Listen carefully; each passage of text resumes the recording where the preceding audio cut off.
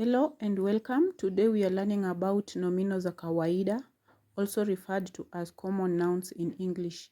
These nouns give the general names for people, animals, vegetation, and insects. They are always written in small letters unless they appear at the beginning of a sentence. So today I have common nouns for people's occupation. Did you know the people's occupation in Kiswahili? So here I have a list in singular and in plural.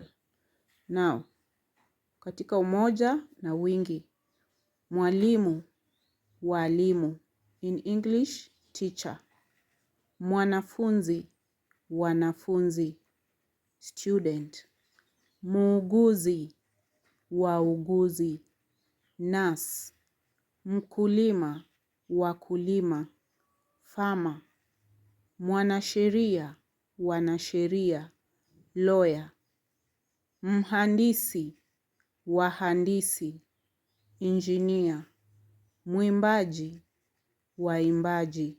Singer. Msanii, wasanii. Artist. Askari, askari.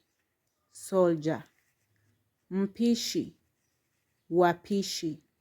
Chef. Dereva, madereva. Driver. Rafiki, marafiki. Friend. Now, can you give me the name in Kiswahili which refers to a child? I'm waiting for your answer in the comment section. Then here there is another question.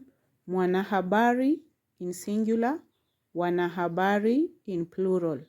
What is the name for mwanahabari in English?